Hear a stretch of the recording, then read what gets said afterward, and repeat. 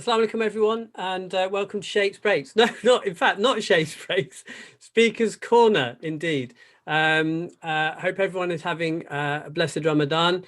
And tonight, or this evening, so late afternoon, we'll be joined by Dr. Zaza Elsheikh, and we'll be speaking about conflict resolution, no less. Now, Dr. Zaza explicitly has asked me not to go through her full resume, but I will just briefly touch upon her experience.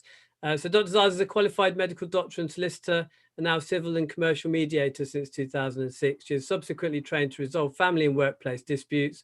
Her professional background provides her with the tools to rapidly distill complex issues and at the same time establish a strong rapport with parties and their representatives in mediation. And I'll leave it at that. Dr. Zaza is one of the AEC team, no less, and she's done a lot of work at the Masjid with courses, and hopefully she'll be highlighting that this evening. So Dr. Zaza, assalamu alaikum. I'll be handing over to you now. Wa alaikum assalam wa rahmatullah wa barakatuh, Brother Amir. Thank you very much indeed for that. Barakallah fiqh. So, inshallah, we'll be spending the next half hour or so speaking about a topic which I'm quite certain is important to us all. It remains very important to me personally and professionally.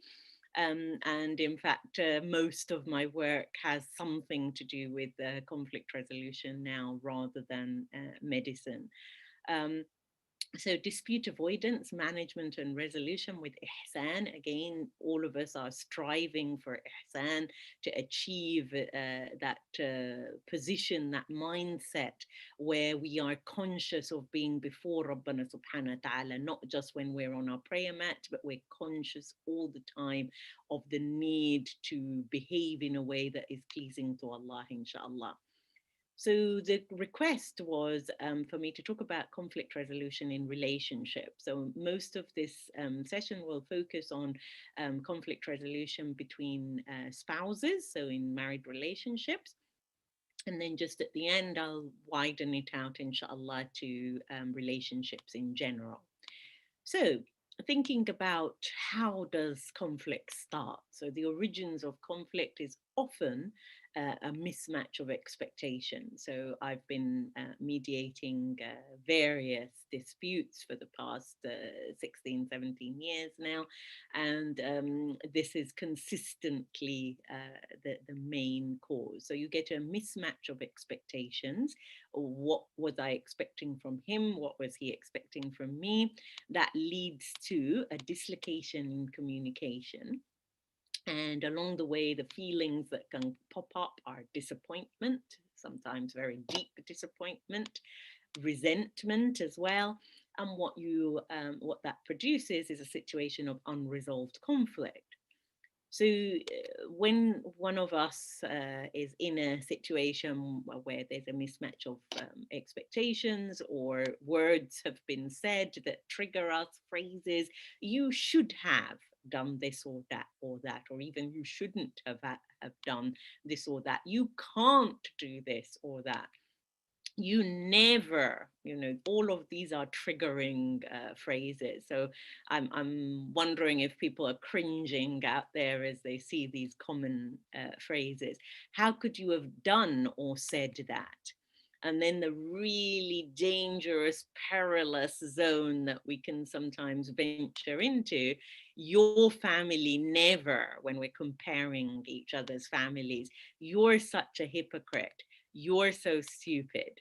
So those are those red danger zone areas where actually things are just going to go from bad to worse. So you have a situation that could have started with just, you forgot the milk.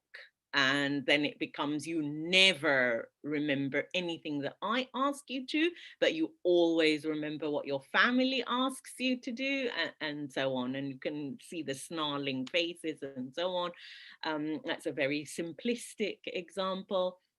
The ugly consequences are anxiety, anger, confusion ensues, depression sets in, distress erupts, guilt is sitting with the respective parties, and shame, which is a really big one.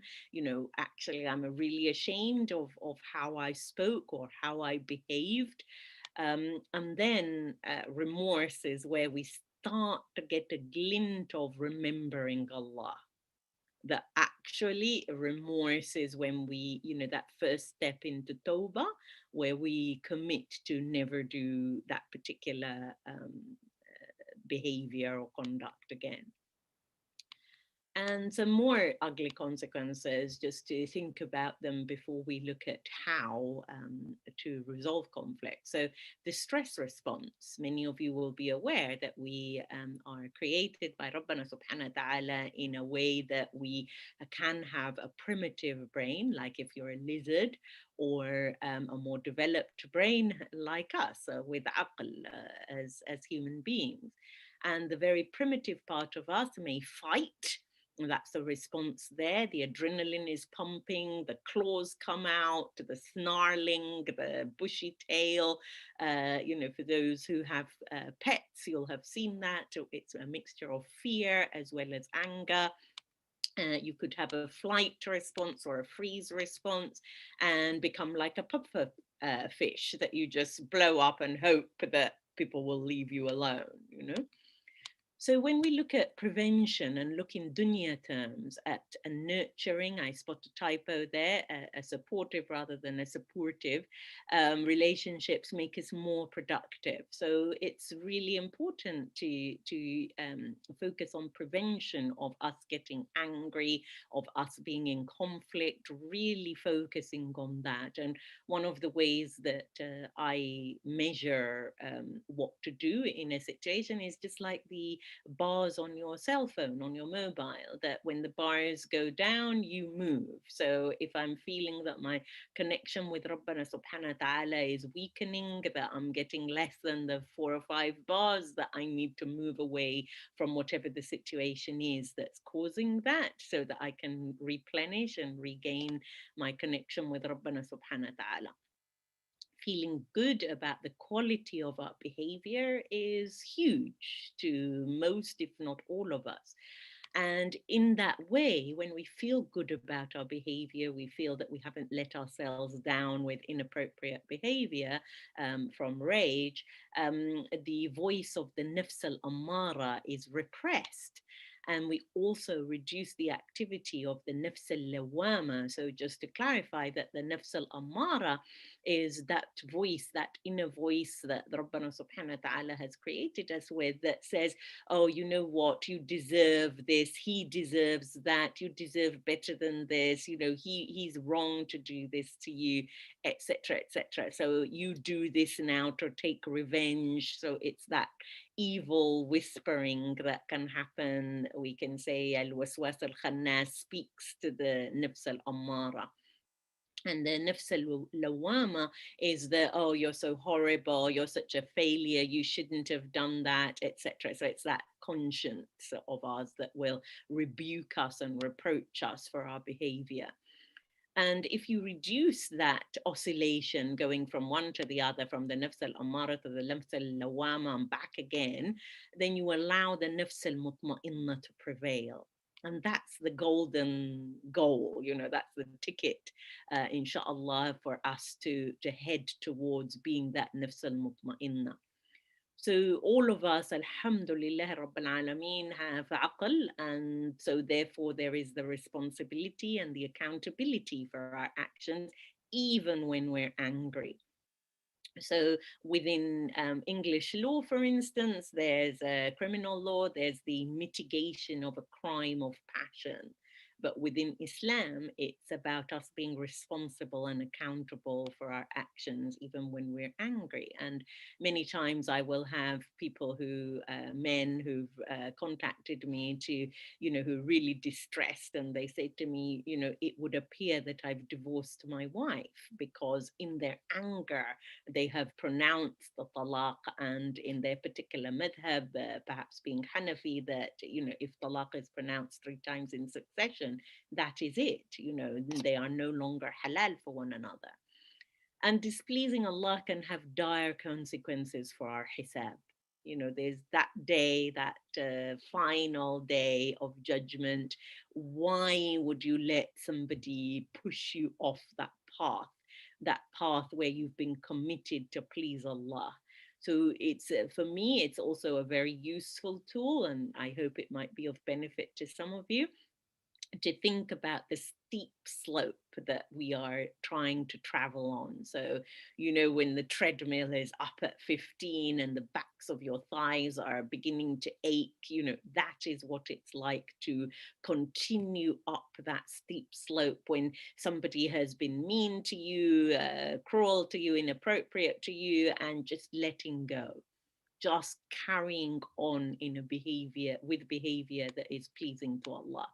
And we see in Surah Al-Fajr, subhanallah, that Rabbana subhanahu wa ta'ala tells us, يا أيها النفس المطمئنة أرجعي إلى ربك راضية مرضية. So this is where we want to head for. فادخلي في جني في عبادي وادخلي جنتي. So, you know, it's very, very clear. The path is clear to us that, you know, بإذن الله تعالى, that we will all, when that Malak al-Maut comes to visit us, to take us back to Rabbana subhanahu wa ta'ala, the angel of death, that inshallah we will be that nafsul mutma'inna, and we will return to Rabbana subhanahu wa ta'ala radiya and mardiya. So Rabbana subhanahu wa ta'ala inshallah will find us pleasing. Allah will say to the righteous, O tranquil soul, return to your Lord, well pleased with him and well pleasing to him. So join my servants and enter my paradise. Subhanallah. A little more from the Quran al-Kareem. Whatever pleasure you've been given is no more than a fleeting enjoyment of this worldly life. But what is with Allah is far better and more lasting for those who believe and put their trust in their Lord. And those who are believing and putting trust in their Lord, additionally, who avoid major sins and shameful deeds, and for our purposes, and forgive when angered. غضبوا هم يغفرون. So if they are angry, they are quick to forgive. And that is the real steep task for all of us. So further benefits of prevention, just the final one on prevention, and hasten towards forgiveness. سارعوا إلى المغفرة. And a paradise as vast as the heavens and the earth, and prepared for those mindful of Allah. And who is it who is mindful of Allah? They are those who donate in prosperity and adversity, في السراء والضراء, control their anger and pardon others. So again, for our purposes today, وَالْقَاضِمِينَ الْغَيْظَ وَعَافِينَ عَنِ النَّاسِ. So that again is our objective. Our overriding objective is to control our anger, which is part of our fitrah, and pardon others. And then just moving swiftly to hadith, inshallah, that a strong man is one who controls himself when he is in a fit of rage. Muslim. And then again narrated by Abu Hurairah radiallahu anhu, do not become angry and furious. That was the advice that was given by Rasul sallallahu alayhi wasallam. And the man asked again and again, and Rasul sallallahu alayhi wasallam said, do not become angry and furious. So this is why prevention is important. If we understand anger and the ugliness of the consequences of anger, that we take that moment, inshallah, to think about the ugliness of it, inshallah, it will help us to avoid it. And again, the advice to change your position, subhanallah, if you're standing, then sit. If you're sitting, then to lie down to reduce your anger.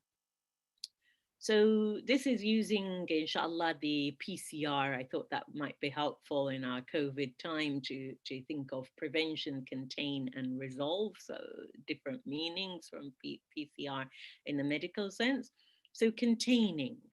So looking out for your early warning signs. So we looked at earlier the stress response, fight, flight, freeze. And those earliest warning signs that you're about to lift off, into anger. could be a tightness in the throat, sweating, palpitations, wobbly knees, clenched mouth and or fists, going blank, stop listening, losing consciousness of your surroundings. You've become super focused on what's being said rather than anything else going on around you. And you also become overly defensive and offensive, and that's the real danger zone, because being offensive is now displeasing to Allah. You know, if you have those feelings, the tightness, the sweating, palpitations, etc., but you don't actually act on it, bi'iznillahi ta'ala, you can avoid the ugliness of conflict. But once you start opening your mouth or behaving in a way that is offensive, then it becomes too late. So that is why it's really important to seek Rabbana subhanahu wa ta'ala's protection in that moment when you feel your heart thumping, sweating, any of those other really early warning signs for you. Immediately make your knee-jerk reaction, isti'ada, a'udhu billahi minash shaitanir rajim, and leave the scene and go and perform wudu. You'll be then saying Bismillah ar-Rahman ar-Rahim. You'll be engaging your cerebral cortex, because the wudu in itself has a sequence. So you can't just not think about what you're doing. You have to a certain level, think, and that will engage your thinking brain, your rational brain, as opposed to your primitive brain that makes you just bring out your claws, arch your back, bushy tail if you were a cat, but figuratively as we do as humans as well.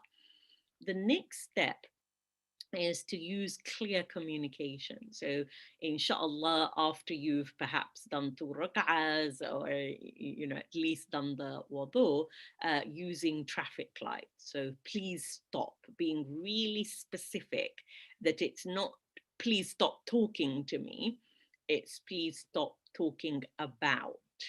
So you have to think about that. And this is in the red, yellow, green. As you can see, the stop, the traffic lights, you just stop your car.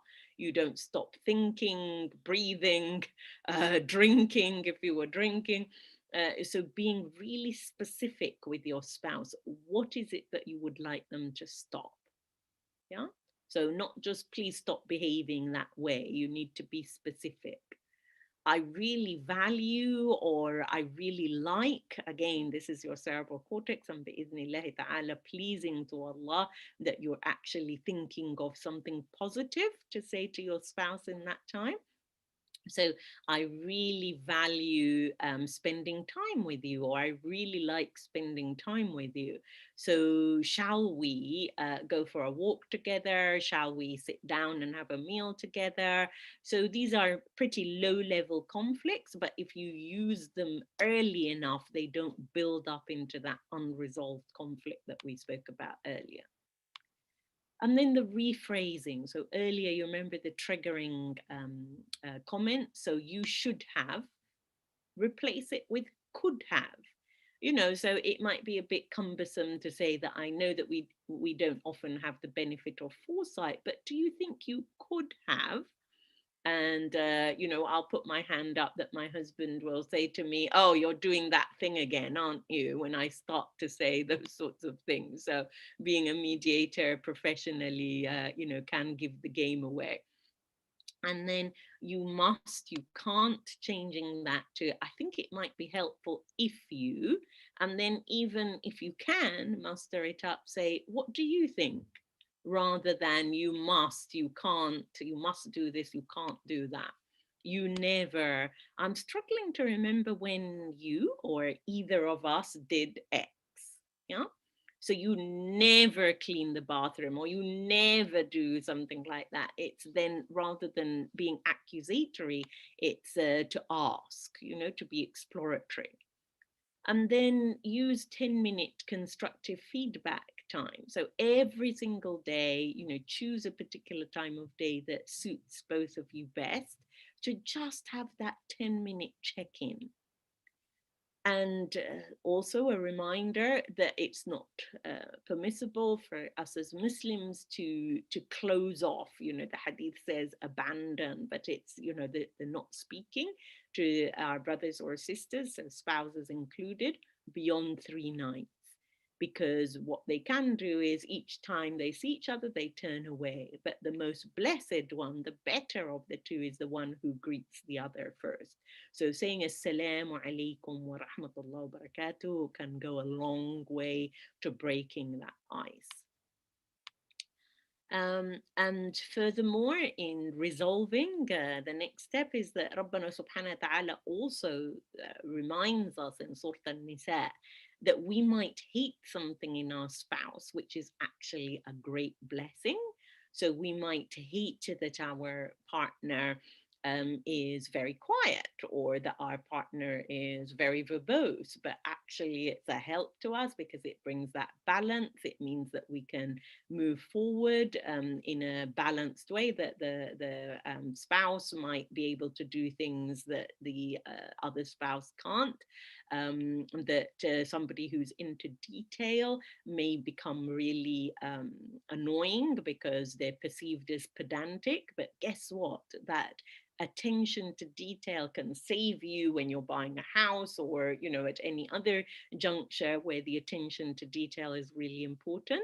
So it might be a great blessing to you. In Al-Fussilat, I mean, this ayah is so profound that Rabbana subhanahu wa ta'ala reminds us that good and evil cannot be equal. And so occasionally when you're justifying to yourself through that waswas al-khannas that, oh, well, you know, yes, he did do something good for me ages ago, but now I'm really going to show him, or she did, yes, she did, you know, accept this or that early on, but now I'm really going to teach her a lesson. Yeah? And Rabbana subhanahu wa ta'ala tells us for all relationships, respond to evil with what is best. Then the one you are in a feud with or arguing with could be your closest friend. So we know that waliyun hamim could actually be more than a friend, that wali can be your guardian. So that person that you know, were really infuriated by, had enmity with, you know, really angry with them, could actually become your closest ally and guardian. And finally, the Rabbana subhanahu wa ta'ala tells us that the believers are but one brotherhood. So make peace between your brothers. فَأَصْلِحُوا بَيْنَ أَخَوَيْكُمْ, and be mindful of Allah so you may be shown mercy. Subhanallah. So inshallah we will be focusing bi'iznillahi ta'ala after this reminder on making peace in this Ramadan in particular. People that we haven't been in touch with for a long while. There may have been severed relationships. I deal with many situations where families are no longer speaking to each other, for instance, first cousins, because long ago, 20, 30, 35 years, I can remember as a case, 35 years ago, there was a situation between two sisters and they vowed that they would never speak to one another again, and neither would their children. And when the children came to me in a matter of inheritance, they couldn't even understand what the reason was. They'd forgotten or never knew what the reason for severing relationships was. And Rabbana subhanahu wa ta'ala, of course, tells us many times in the Quran al-Kareem that severing of relationships is not acceptable. And also in the Rasul sallallahu alayhi wasallam in Khutbat al-Wada' tells us that our women are an amana for us. And of course the unspoken there is that our husbands are our protection, and we are also they are our amana as well as women. So inshallah, barakallah fikum, looking after each other bi'idhnillahi ta'ala, and very happy to take any questions.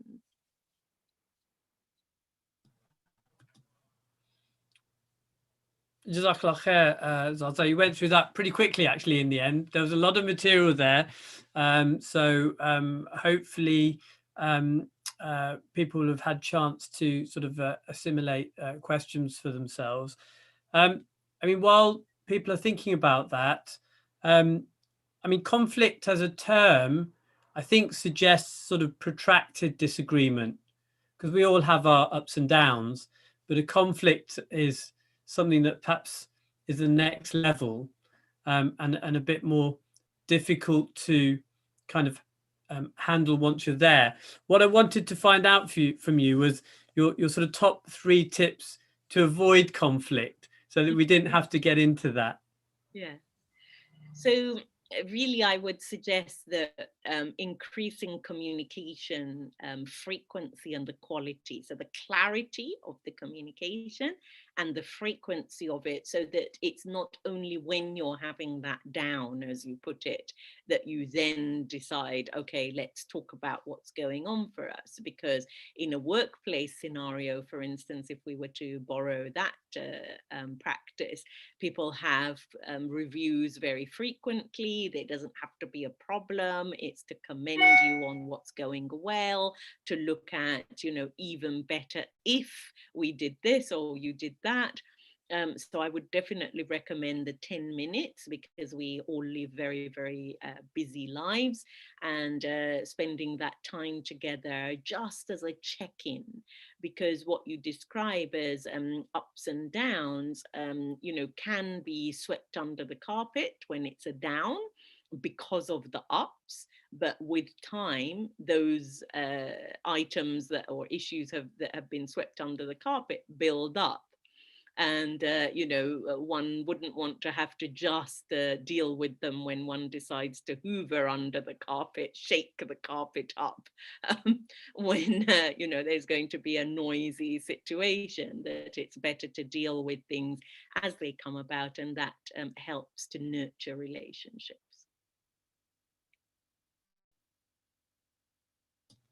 Excellent. Jazakallah khair. So there's a question on the Q&A, asking, what would you say to a couple where one partner doesn't want to hear that there is an issue? They are shut off. Right. Okay.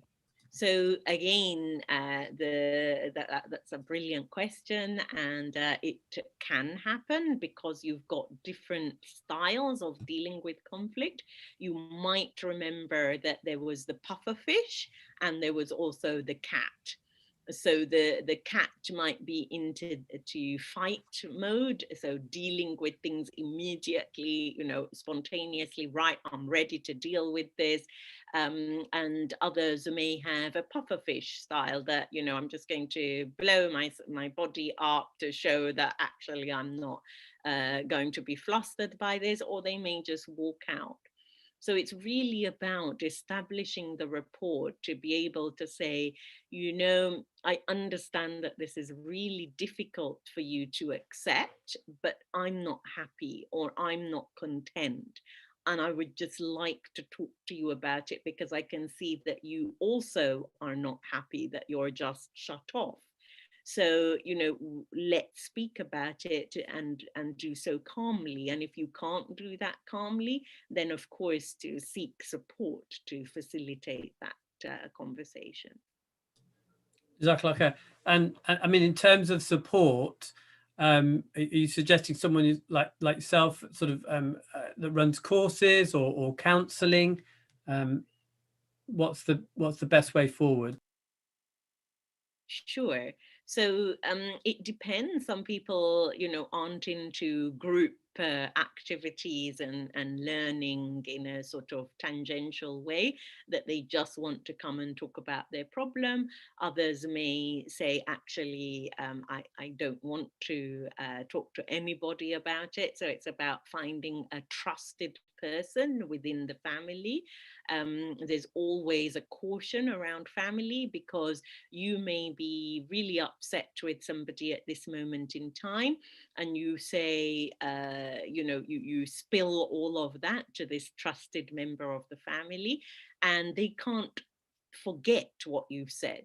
So just using, for instance, a parent or a cousin, that, you tell them, you disclose to them that, I'm really having an unhappy time with my wife. She doesn't do A, B, C. I'm really unhappy.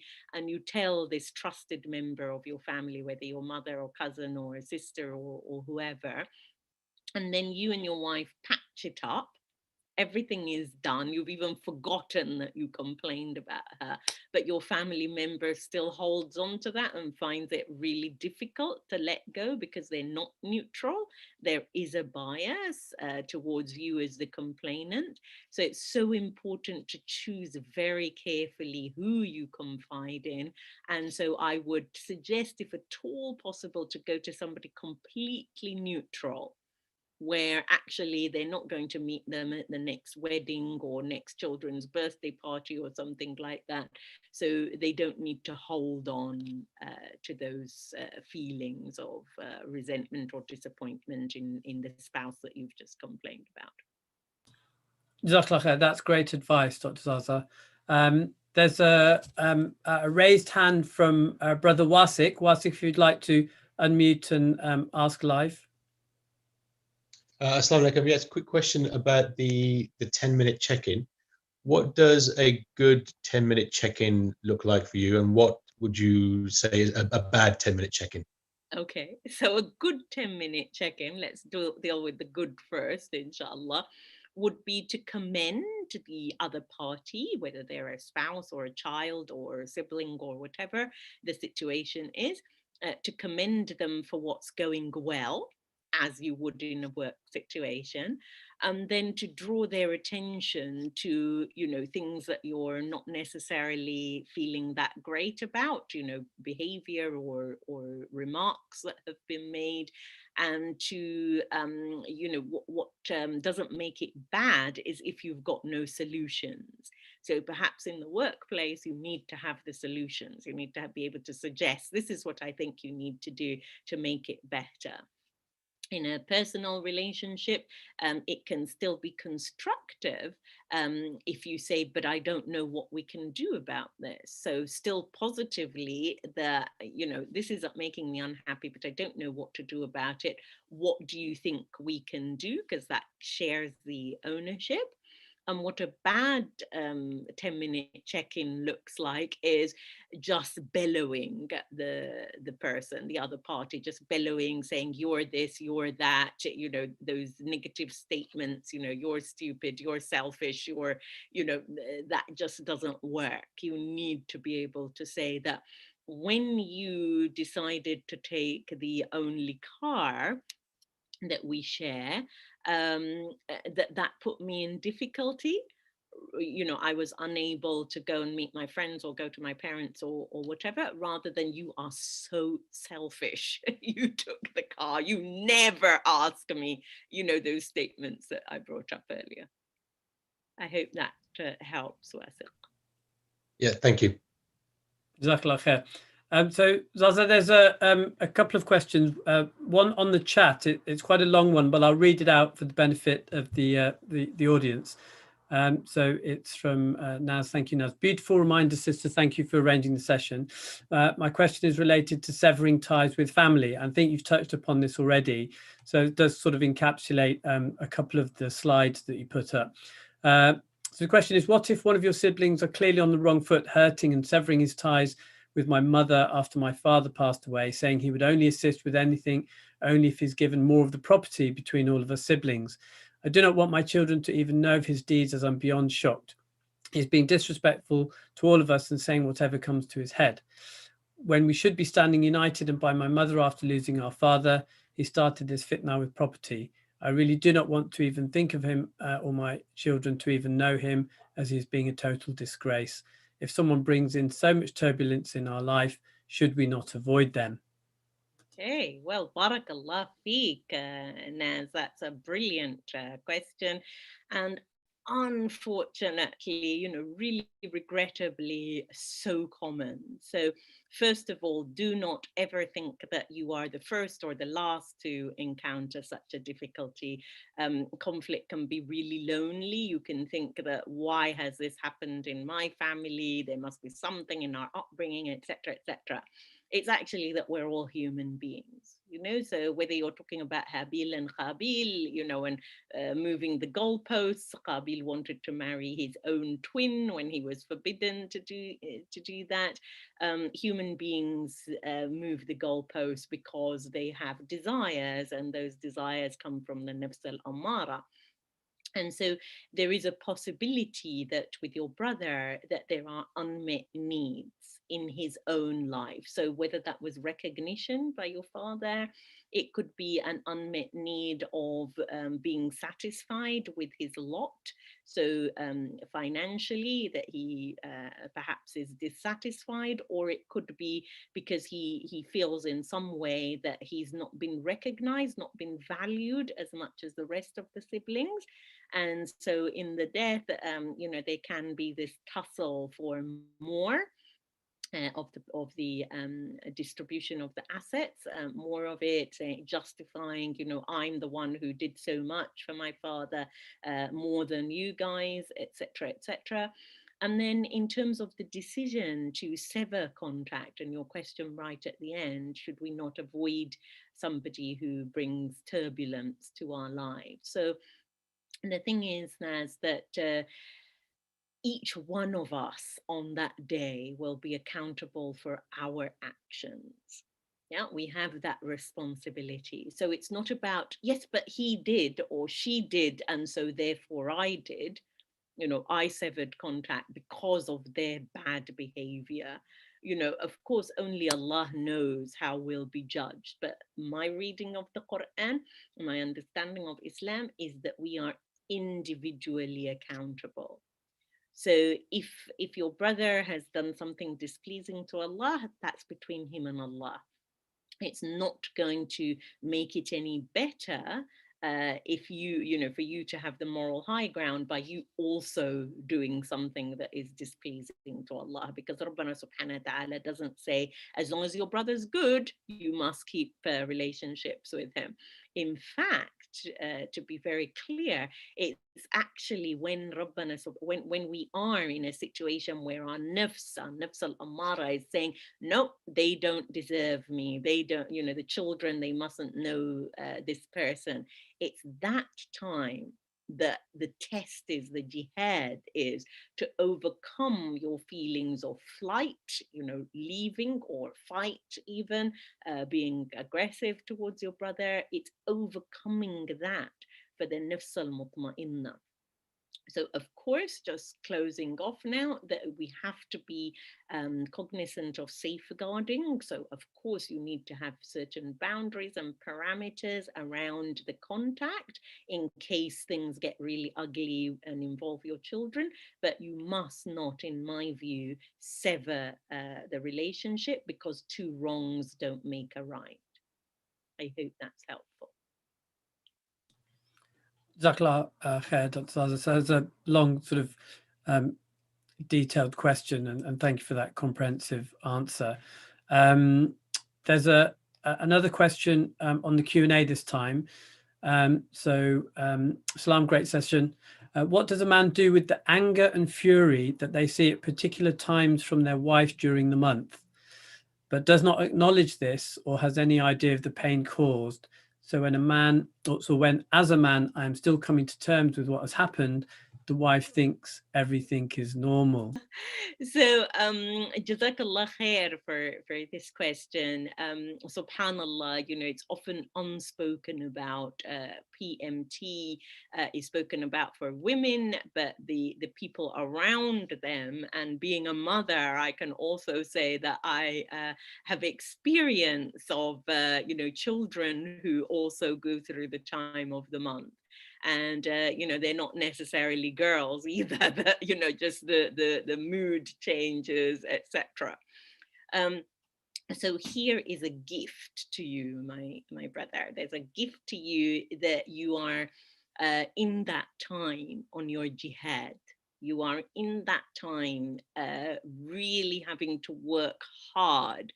So never mind just the thighs hurting as you climb that very steep hill trying to please Allah by holding your tongue, by not becoming offensive, even if the offense is coming your way, to take heed, to remember Rabbana subhanahu wa ta'ala, to make your isti'adah, to go and do your wudu, to walk away from the situation, distract yourself, and remember that, it is really important to speak to your wife about this, to say that, look, I know you don't hear it, or you may not hear it the way I hear it, but I want us to get to a place where I can just tell you factually how you are around that time of the month. And of course, there are various herbal remedies as well as medication which can help that time of the month if it's particularly extreme. So my advice to you would be, first of all, to commend you, mashallah, for asking the question and being brave enough to ask the question. Number two, to be commending you for putting up with it, because it is very, very challenging. And number three is, inshallah, that you'll remember the isti'adha, the performing wudu, and most importantly, that you are on a journey of pleasing Allah, because you've identified that it's that time of the month. So perhaps broaching it at a time that isn't the time of the month, so at least more than 10 days before the time of the month, sitting down with your wife and talking about the ugliness that can ensue in that time. Jazakallah khair, Dr. Zaza. So you mentioned sort of being closed off, and that it was the sunnah to not be closed off, but it's also the sunnah to hold your tongue or to catch yourself. So what's the difference? How can you reconcile the two? So being closed off is a flight mode where you decide, right, I'm just not speaking to somebody, I'm leaving the room. It could be leaving the room, it could be just talk to the hand, not speaking to you, not engaging with you. And of course, we need in terms of the sunnah, to engage with anybody who wishes to engage with us positively. Neutrally even. And so the being modeling that, saying that, okay, I'm going to hold my tongue on that particular topic because I'm not ready to talk it through yet. We're going to have our 10 minutes and we'll speak about it then. And the 10 minutes cannot be in the middle of an argument. Okay, right, let's sit down and talk about it now. You know, that's not going to be effective. It needs to be in a sort of peaceful moment. And again, creating that moment by committing as a couple, for instance, that look, you know, we are going to take this time, this 10 minutes a day. It could be morning, it could be afternoon, evening, just before we're, you know, or even in bed, pillow talk, you know, just having that 10 minutes to debrief what's gone well, what hasn't gone so well, what can we do about it. So it's really about making sure that your headspace is in the right place to be able to engage with somebody positively. If it's not, then just keep quiet. If you're standing, sit down. If you're sitting down, lie down, inshallah. Jazakallah khair. Another question on the Q&A, another great question. How does one approach long-term arguments which often overflow but are always at stalemate when a discussion is started? Okay. So another brilliant question here, and it suggests, particularly with the long-term arguments and the word stalemate, that there's quite an entrenched problem here. And I would suggest that there is an issue around anger and needs. And if I was just to explain it to you very swiftly, that whenever we have our basic needs unmet, those needs are that we all want to be valued, you know, even a cat, a mouse wants to be valued amongst its mouse community, amongst others. If it's a pet, it certainly wants to be valued by human beings. We want to be understood, we want to feel safe, we want people to trust us and for us to be able to trust them.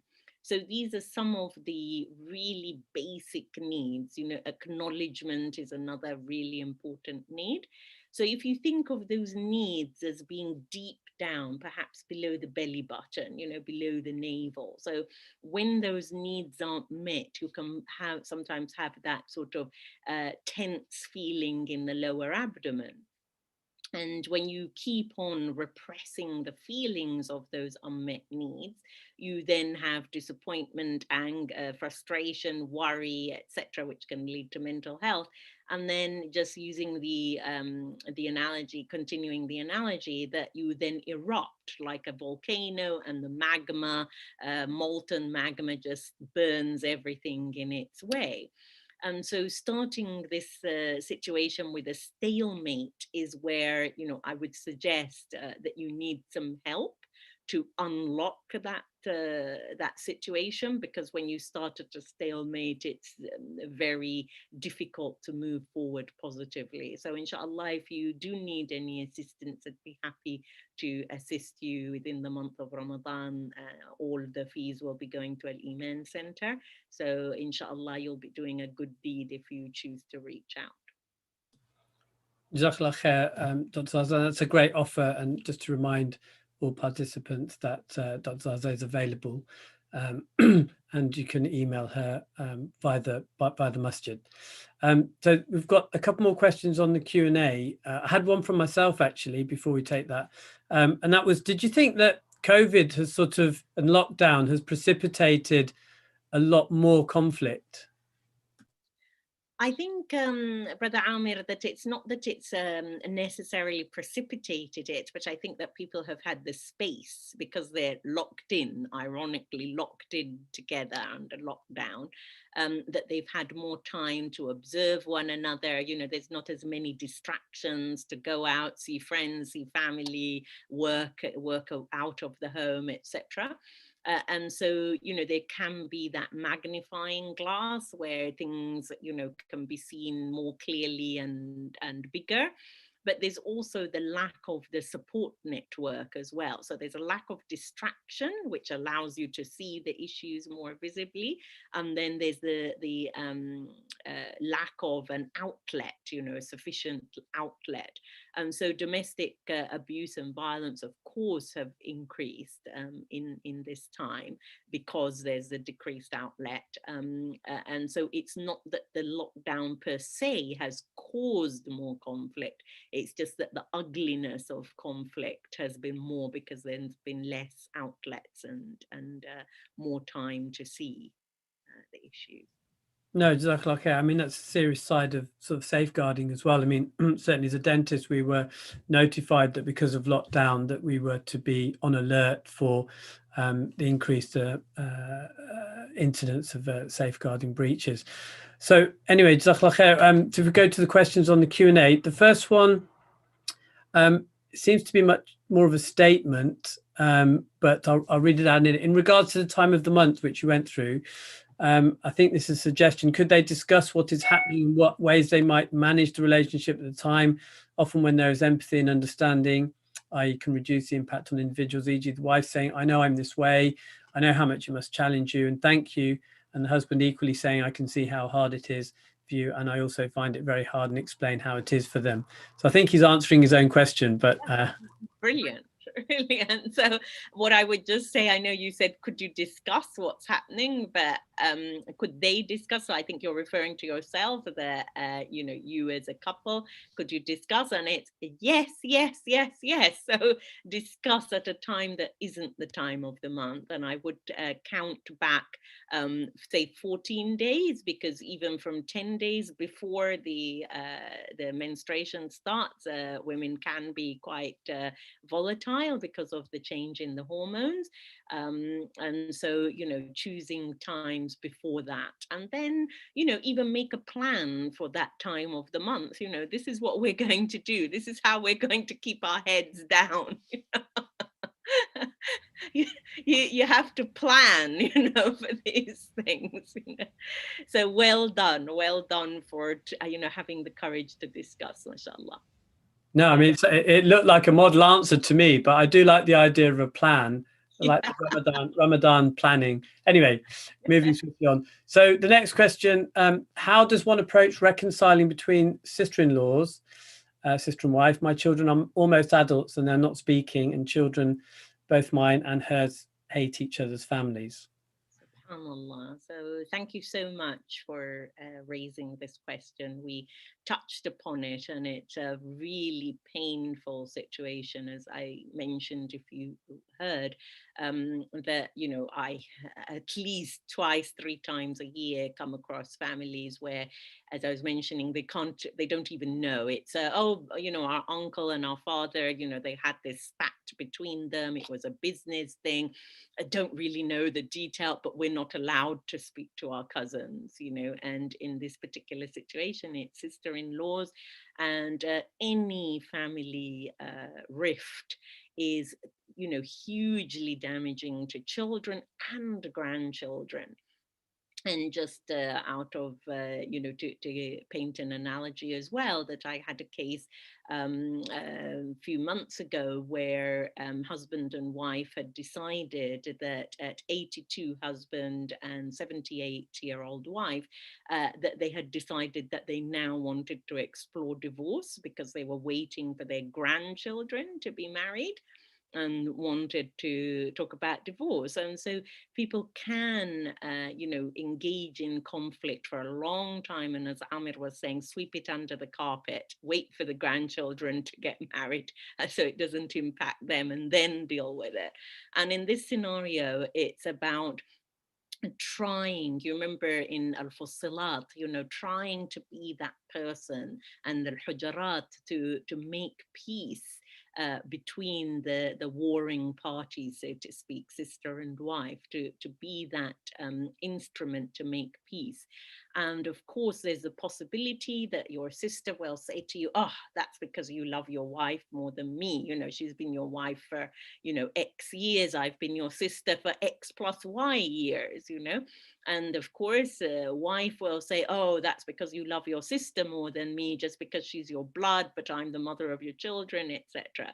So it's really important, again, you know, to choose somebody who is trusted to you, if at all possible, and neutral, somebody who's not from the family, who will maintain confidentiality, who won't hold anything that your wife says or anything that your sister says against you or against them, that whatever can be said in confidence, it can be resolved, and the neutral party, you know, doesn't see you or your wife or your sister again, or at least never mentions it to them. So I would just urge you to take caution there, because being stuck between a wife and a sister can be quite a difficult triangle. Absolutely. So another question on the Q&A. There's also one on the chat, which I'll go to. I'm looking to get married and have an elderly mother. My father is no longer with us. Most girls do not want to live with mother-in-law, and I want to look after my mother as well. With the wife not needing to look after the mother-in-law, Islamically, how does one approach this? Okay, so this is real prevention mode here. I like this. Okay, very early prevention. So when you're looking to get married, the person, your intended spouse, talking it through with her, you know, saying that, look, this is the situation. I know, so an acknowledgement that there's a generational gap.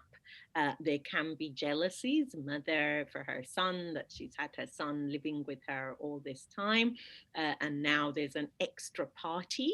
And there can also be resentment by the new daughter-in-law that, you know, mother-in-law is playing gooseberry.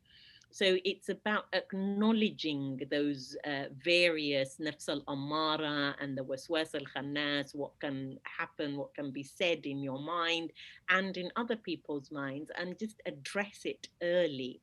And, you know, decide whether it would be possible for you, inshallah, to perhaps even move property to something that is like a maisonette, where your mother has her own space, whether an annex or a maisonette, that she has her own space, and you and your new bride have your own space as well, but you're exactly next door to one another, that, you know, your mum will be able to call out to you at any moment, day or night, for you, inshallah, to perform your duties of birr al-walidain. Wishing you every success, inshallah. Jazakallah khair. There's another sort of sensitive question on the chat, so I'll just read it out if we avoid any names. What if your husband is in denial of the difficulties and does not want to discuss the issues, wants to just get on without addressing the issues and and it becomes a pattern? So you feel the pain and feel stuck and situations remain unresolved and the resentment grows. What do you do in such situations? Right, barakallah feek. So what is really important in such a scenario where somebody has just, like the ostrich, stuck their head in the sand, hoping that everything will just breeze by and not have to deal with it because it's too painful. What is really important is for you to keep yourself safe, for you to keep your headspace safe, and to balance, look, am I better with this person or without this person? And so you need to keep asking yourself the question. You need to suggest to them, perhaps they won't even do the 10-minute. So, the debrief every day, the check-in.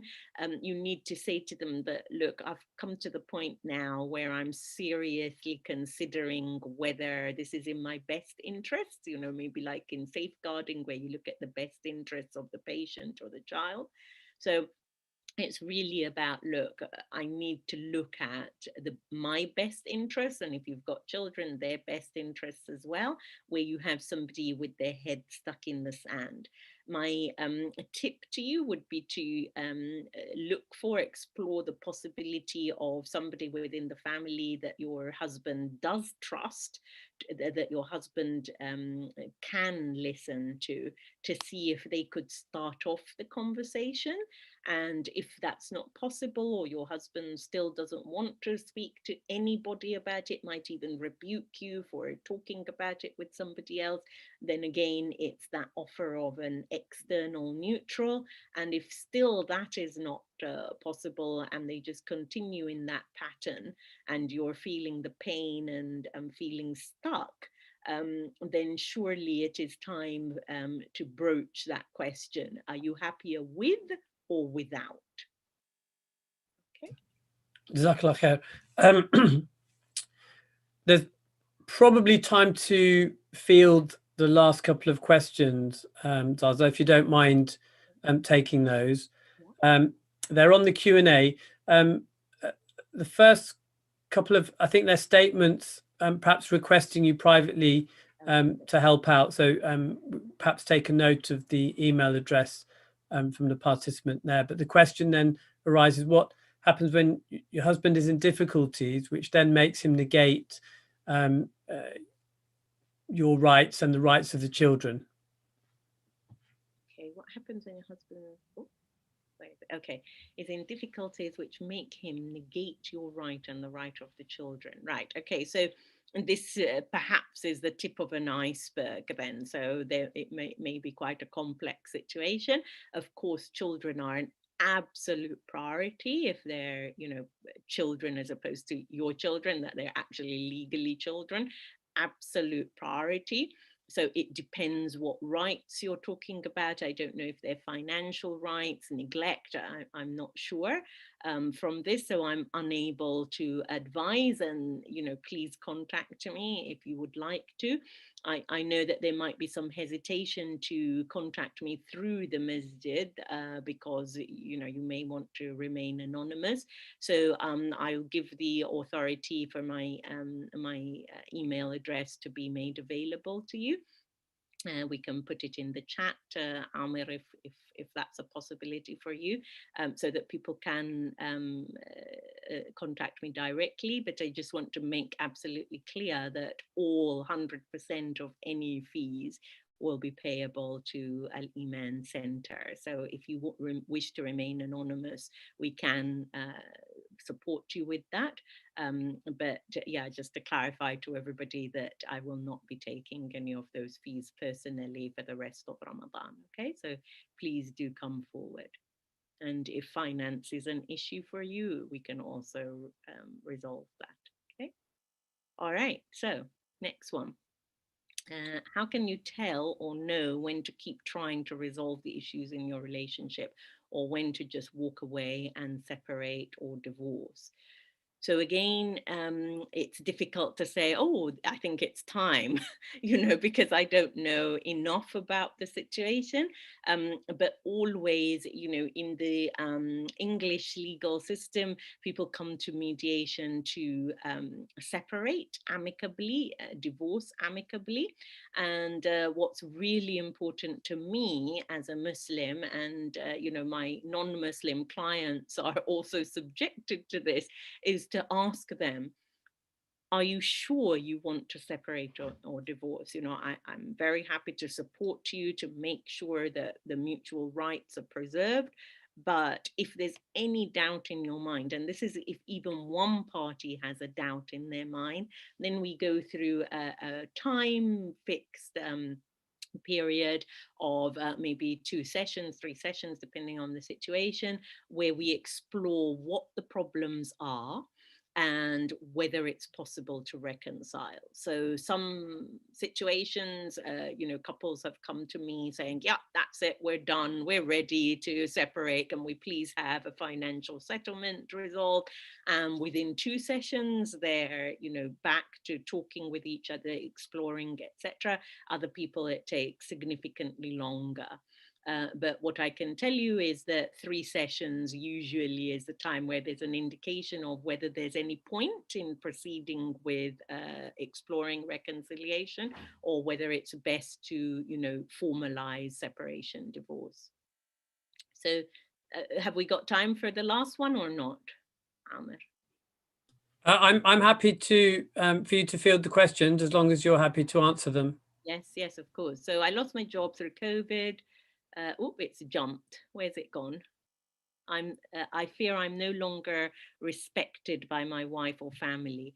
I was very senior in my job, but I'm treated like a nobody. But my wife and family don't see this. How do I get my respect back from them? Well, thank you as well, Barakallah Feek, for raising that, very important question. And my heart goes out to you. What's really important is the conversation, letting your wife and family know how you feel. It may be that they do disrespect you now that you've lost your job, or it may be that you perceive that we can become really tetchy and sensitive. So even myself, when I change from being a lawyer to a mediator, because most people don't know what a mediator is. And, laughingly, somebody had said, oh, you get people married, don't you? You match people up. And of course, having been a doctor, lawyer, and then for somebody to say, what is that? What is that? It can really shake your confidence. So, I would just implore you to think carefully and speak, communicate with your wife and family, and say that, I'm not sure whether this is exactly how you are feeling towards me, but I've noticed that some behaviors make me feel as if I'm not respected, not valued, and I'm really unhappy. So again, if you need assistance, please let me know. So my sister wants to marry a non-Muslim. The guy will not become Muslim. How do I approach this? The boy is Hindu, right? So again, a situation where you need to be very, very delicate, very sensitive, that you don't just go plunging in saying, no, you have to become Muslim. You're not marrying my sister unless you become Muslim, because we know that there's no ikrah in our deen, no compulsion in religion. And in fact, I get quite nervous about people marrying, accepting Islam, embracing Islam just for the marriage. So personally and professionally, then I advise people to wait 6 months for the person to be Muslim, for 6 months before they get married, just to be absolutely certain. So advice there, be sensitive that there may be strong feelings in both people, your sister and her intended, and don't go to bulldozing mode, because we know that that's not acceptable in Islam to force people to embrace Islam. And yeah, best of luck with that. And if the boy does become Muslim, the moment he's saying he won't become Muslim, if he, you know, the reality check is that, you know, if he doesn't become Muslim, then he can't marry your sister. If your sister is insistent upon that, again, please try to avoid severing relationships, because of course we know that there's hurma in such a marriage, but severing contact with somebody because of hurma is, again, two wrongs don't make a right. Inshallah, you'll be able to convince your sister to remain in contact and to see sense, inshallah. But please be compassionate about it. Jazakallah khair. I think we'll make this the last question. I know it's been a very busy session, but I'm also conscious that iftar is fast approaching. So if we could make this the last question, Zaza. Okay, so this is now a career advice, so that's very exciting. Workplace mediation, I would definitely say look for your niche. So for myself, it's been medical practice, dental, veterinary, etc., etc. So look for your niche, inshallah, whatever you've been doing before. Try and bring it into your practice and start there. So looking at, you know, let's say you're an engineer, you start looking at disputes involving engineering firms, for instance, just so that you can relate to them and them to you, inshallah. Wishing you the very best of tawfiq from Rabbana subhanahu wa ta'ala. Jazakallah khair. Just for the benefit of the participants, the question was actually, if you've just recently been trained in conflict resolution at work, what tips might you, Zaza, give for sort of extending that skill? So that was the answer to that question, just in case anyone sort of fit that together. So Zaza, absolutely amazing session, actually, and clearly there's a lot of challenges out there in the community, and I think perhaps COVID has crystallized things, but there's also that carpet that's getting bumpier and bumpier with stuff getting under it. I'm not going to forget that, are you? No. I might trip over it, in fact, so I'll have to be careful on the way downstairs. But yes, thank you. Jazakallah khair, some beautiful answers to some difficult questions. So thank you so much for your time. Would love to have you on again. I'm not sure about this Ramadan, but inshallah soon.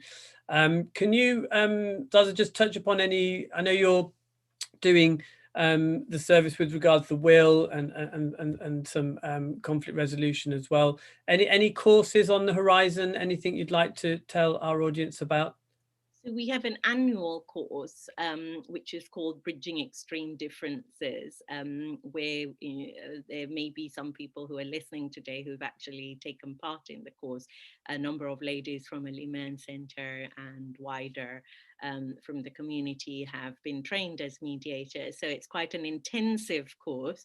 It's inshallah comprehensive, that we cover many different types of dispute, because just like the Prophet Muhammad sallallahu alaihi wasallam and the prophets before him were sent from, to their community. So somebody that you know, somebody who understands the nuances, even if they don't know you personally, they understand the nuances. The message of peace and persuading people when they're really, jumping, angry, really angry. To be able to persuade people, you need somebody who understands, somebody who's a good listener.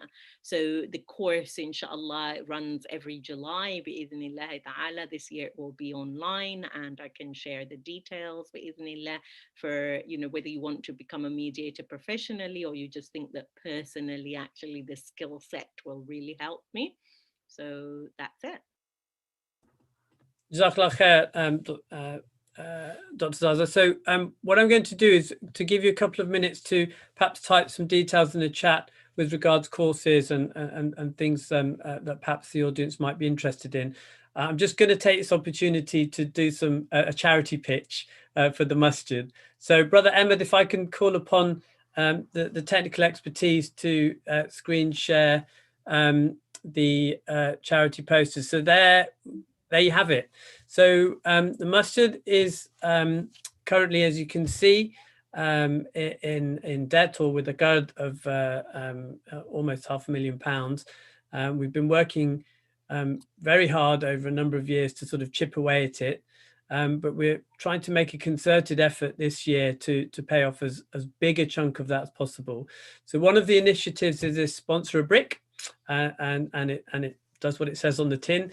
In the background, you can see a brick wall, and essentially you can purchase or sponsor a brick of the masjid, and inshallah build your palace in Jannah, inshallah. So the next is a slightly escalated donation for those who can afford that, or can pay into that. That is £500 per masalla, and that is again going towards paying off the qard. So if yourself or family members or extended family members or neighbors or friends of neighbors or anyone at all wants to help us pay off the qard, it is a debt essentially on the community, and it is our masjid that we want to clear the debt from. So please do take the details. As Brother Ahmed is hovering over, it's Al-Emaan Center, the sort code is there, account number's there. This poster is up in the masjid and has been circulated via the newsletter and on WhatsApp groups. You'll be seeing a lot more of this in the coming weeks, so don't worry if you haven't had a time to take a screenshot of that. If you have your camera phones on you, maybe take a quick picture of that. Ahmed, if you could show the previous one once more, and people can perhaps take a screenshot of that. And inshallah, do donate generously. With that said, I just want to quickly go over some forthcoming events. So it's been a very busy month, difficult to keep up with at times. Tonight we've got our daily dua recitation and azan with Brother Ali. Don't miss that. It's a sort of staple of our household and many others in the community. We'll be releasing another one of the 5-minute recorded reminders, which have been running daily. If you haven't caught those, do go to our YouTube channel, see the recorded versions, and do subscribe to the channel as well, so you get updates of anything being released.